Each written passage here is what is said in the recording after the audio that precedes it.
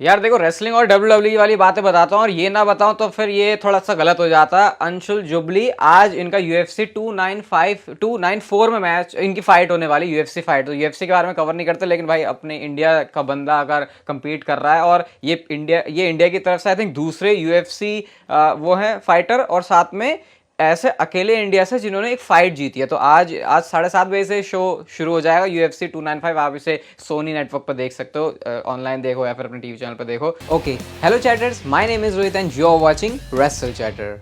Welcome है guys आपका voice of wrestling के एक और नए एपिसोड में। चैनल पर ही दूसरी वीडियो है आज, तो भाई प्लीज लाइक तो बनता है। रोमन रेंस ने रिएक्ट कर दिया है एलए नाइट और उनके जो ऑफिशियल हुआ है मैच क्राउन जूल के लिए। आप लोग यहाँ पर सिंपली उनका रिएक्शन देख सकते हो, क्योंकि एलए नाइट अपने आप को मेगा स्टार बुलाते हैं। तो यहाँ पे वो लिखते हैं, now you can actually call your self a mega star. मतलब रोमन रेंस कहना चाह रहे हैं, भाई अब तेरे को मेरे साथ मैच मिला ना, तो इसका मतलब अब तू बना है मेगा स्टार, अब तक तू मेगा स्टार था नहीं। तो ये कह के एक अच्छा ट्रोल मारा उन्होंने। यार मैं तो वेट नहीं कर सकता और ज्यादा कि जब रोमन रेंस और एलए नाइट का सेगमेंट होगा, फेस टू फेस ये होंगे और इनकी प्रोमो वॉर होगी। पॉल हेमन को साइड में रखे, क्योंकि पॉल हेमन तो चलो अपने अलग ही लीग वाले खिलाड़ी हैं, लेकिन ये जब करेंगे तो उसको देखने में मजा आएगा, क्योंकि रोमन रेंस से अपने कैरेक्टर में बहुत अच्छा वर्क किया पिछले कुछ सालों में। अब एलए नाइट उनको फिर से एक चैलेंज देने वाला बंदा नजर आ रहा है। इस डिपार्टमेंट की अगर मैं बात करूं तो आने वाले हफ्तों में वो चीज़ होगी, और नेक्स्ट वीक के लिए कॉन्ट्रैक्ट साइनिंग भी ऑफिशियल है, तो फिर आई थिंक वहीं पे सब कुछ हो जाएगा। स्मैकडाउन के खत्म होने के बाद भी बहुत सारी चीज़ें हुई। जे ऊसो और ड्रू मैकिंटायर का मैच था, और मैच की एंडिंग में जब स्प्लैश के लिए जा रहे होते हैं जे ऊसो, उस टाइम पर जिमी ऊसो ने आकर इंटरफेरेंस कर दी, उन्होंने मार मूर दिया, बजा दिया। अब वो ड्रू मैकिंटायर से भी कह रहे भाई आजा तू भी बजा ले। अब ड्रू मैकिंटायर का कैरेक्टर वैसे चल रहा है कि वो किसी के बारे में केयर नहीं करते, वो वहां से चले जाते हैं। उसके बाद कंटिन्यू था जिमी ऊसो का अटैक करना जे ऊसो के ऊपर, बट एलए नाइट ने आकर सेव किया। और भाई एलए नाइट ने तो बहुत सारी तगड़ी तीखी बातें भी बोल दी ब्लड लाइन के बारे में। उन्होंने जिमी का नेम बोला, सोलो का नेम बोला, और बिल्कुल जे ऊसो के मुंह पे ऐसे खड़े होकर वो जो बात कर रहे होते हैं, वो ये कहते हैं चल रिश्तेदारी ऐसे तो निभाने नहीं आया, लेकिन वो इतना जरूर कहते हैं कि मैं बिल्कुल मुंह तोड़ के रख दूंगा रोमन रेंस का, और अनडिस्प्यूटेड यूनिवर्सल चैंपियनशिप मेरे पास होगी एट क्राउन जूल। और उस पर जो क्राउड के साथ, मतलब ये मैं बता नहीं सकता, लेकिन मतलब देखोगे तो ही समझ में आएगा, ऐसे बोल के नहीं आएगा, लेकिन जिस तरीके से वो कनेक्ट कर रहे थे ना, ये मतलब ऐसा कंपेयर नहीं करना चाहिए, लेकिन रॉक जिस तरीके से कनेक्शन बनाते हैं ना क्राउड के साथ, वैसा कुछ मिनी सेगमेंट लगा मुझे एलए नाइट की तरफ से। तो क्राउड वर्क तो बहुत अच्छा है उनका, ये तो बात माननी पड़ेगी। और अब उनको मौका भी मिला है, तो देखते हैं, शाइन करने का स्पॉटलाइट है उनके ऊपर। लेट्स सी डब्ल्यूडब्ल्यूई इसको आगे कैसे लेके जाती है। आज स्मैकडाउन के शो में हमने देखा एडम पियर्स और निक ऑल्डिस आमने सामने आते हैं, और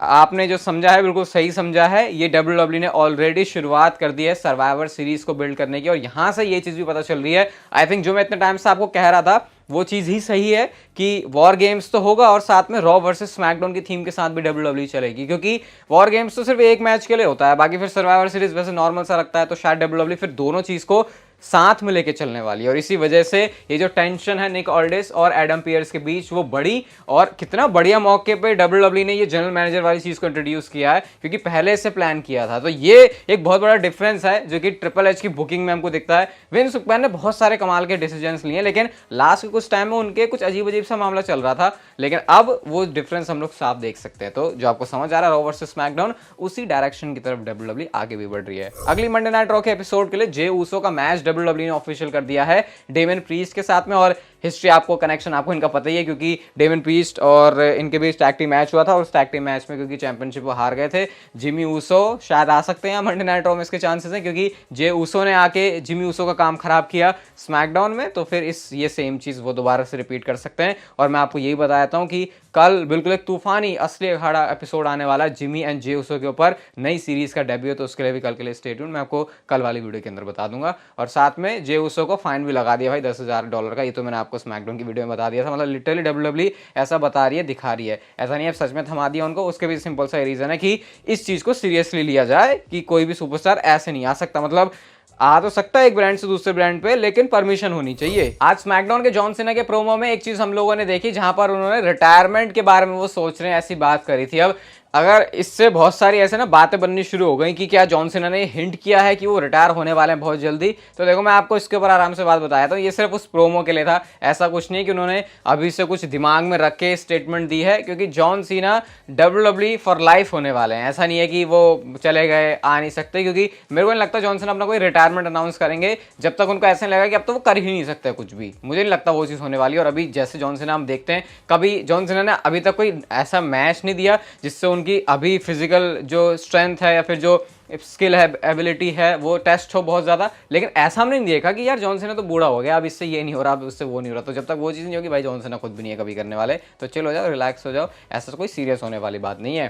सोलो सिकोवा ने अपने हाथ में एक टैटू बना दिया है, और ये टैटू में आप देखो, ये भी समोअन जो इनका कल्चर है उसी को दिखा रहा है, और बड़ा मस्त सा लग रहा है। ऐसा लग रहा है कि यहाँ से है ना ऐसे वो निकल रहे हो। मैं मूवीज़ देखता नहीं यार, वो कौन सा तो कैरेक्टर है जिसके यहाँ से ऐसे निकलता है, वो फिर वो अटैक करता है, तो क्या है वो, अरे मेरे को शक्ल आ रही है यार, दिमाग में नाम नहीं आ रहा। वोल्वरिन है शायद, क्या है, हाँ शायद वही है। तो ऐसा कुछ लग रहा है ये, और सोलो सिकोवा ने अपने इंस्टाग्राम पे इसको पोस्ट किया है। तो अपने थोड़े से कैरेक्टर को मेंटेन रख के भी अपनी ऐसी छोटी मोटी चीज़ें सोलो सिकोवा शेयर कर देते हैं। एलन नाइट की वाली फोटो पिछले स्मैकडाउन से है, जहाँ पे आप देख ही सकते हो, ये दिखाई हुए बहुत दोबारा इसके बारे में कुछ बात करने का नहीं फायदा। लेकिन यूएसए नेटवर्क जो कि पहले बेस्ट इन द वर्ल्ड लिख रहा था जीटीएस फिनिशर के नीचे, अब यूएसए नेटवर्क ने फिर से लिखा है look in his eyes what do you see. अब ये पता है आपको, जो सीएम पंक का थीम सॉन्ग है उसके लिरिक्स हैं। तो यहाँ से तो भाई यूएसए नेटवर्क वालों को जरा हमको बात करनी पड़ेगी इनसे, इसके एडमिन से, कुछ भाई क्या चल रहा है जरा हमें भी बता दे। ऐसा नहीं कि तुम सिर्फ लिख के चले जा रहे हो। और सीएम पंक के अराउंड तो मैंने आपको बता ही दिया, WWE के साथ ऐसा चल रहा है उनका मामला। अब हालांकि नेगेटिव चीज़ें सामने आ रही है, लेकिन शायद वो चीज़ों को छुपाने के लिए हैं। और बाकी यार कितना ही बोलूँ, बहुत बोल लिया सीएम पंक के बारे में, अभी फिलहाल के लिए जस्ट इतना ही है। अगली स्टोरी रॉयल रंबल के विनर से रिलेटेड है। तो ज़ेरो न्यूज़ की तरफ से ट्वीट आता है जहाँ पे लिखते हैं करंटली एलन नाइट और रॉक हैं रॉयल रंबल मैच को जीतने के लिए फेवरेट। अब एलन नाइट तो चलो ठीक है, रॉक का भी यहाँ पे नेम है।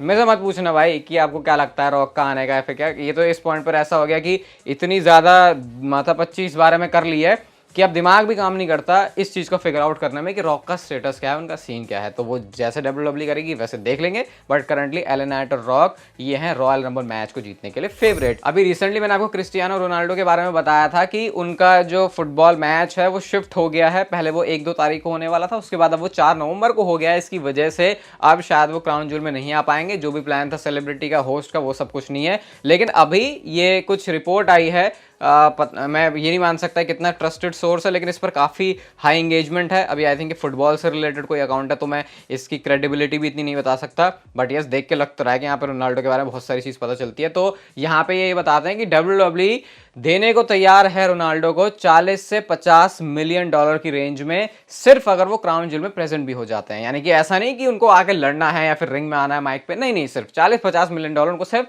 आने के मिल जाएंगे। और अगर ये इंडियन रुपीज़ में आप इसको कन्वर्ट करो तो भाई ये रोमन रेंज कन्वर्ट क्या करो, चलो रोमन रेंज की सैलरी है भाई 8-10 मिलियन डॉलर के आसपास, वो पूरे साल भर कमाते हैं इतना। और WWE रोनाल्डो को सिर्फ एक अपीयरेंस के 40-50 मिलियन डॉलर देने के लिए तैयार है। अब ये इतना बड़ा नंबर है कि इसकी कैलकुलेशन के लिए मुझे अपना कोई बंदा लग जाएगा भाई, तो बताना कमेंट करके कितने हैं ये पैसे। और इतनी मोटी कमाई WWE देने को तैयार है, मतलब करवाने को तैयार है रोनाल्डो की, क्योंकि उनको पता है कि इस बंदे को इतने पैसे देंगे तो ये वर्थ द प्राइस होगा। ऐसा नहीं है कि WWE के पैसे वेस्ट हो गए। आज की next and final story Randy Orton से रिलेटेड है, और इसके लिए तो आपको मीठा खाने की जरूरत जरूर है, क्योंकि पहले मैं बोलूंगा कुछ नहीं, रसल वोट्स का आपको ट्वीट दिखाता हूं। और इन्होंने यहां पर लिखा है regarding the Randy Orton return rumour, source states new merchandise and branding has been approved, also WWE will present a large social media promotion digital material for the comeback, it's indeed happening likely Survivor Series or that weekend. अब ये समझ इतनी simple सी बात है यहाँ पे कि अब सारे मामला सब कुछ प्लान सेट हो गया है, सब जो मर्चेंडाइज होनी है उनकी जो भी प्रमोशन होना, जो भी स्टफ है सब अप्रूव हो गया है। अब बस उस दिन का इंतजार है जब रैंडी ऑर्टन वापस आएंगे, और यहाँ पे बताते हैं लाइकली सर्वाइवर सीरीज या फिर उस वीकेंड में फाइनली रैंडी ऑर्टन वापस आ जाएंगे। और खुश हो गए भाई तो इस वीडियो को लाइक जरूर कर देना, चैनल को सब्सक्राइब कर देना ऐसी और इंटरेस्टिंग वीडियोस के लिए, and I will see you guys in my next video.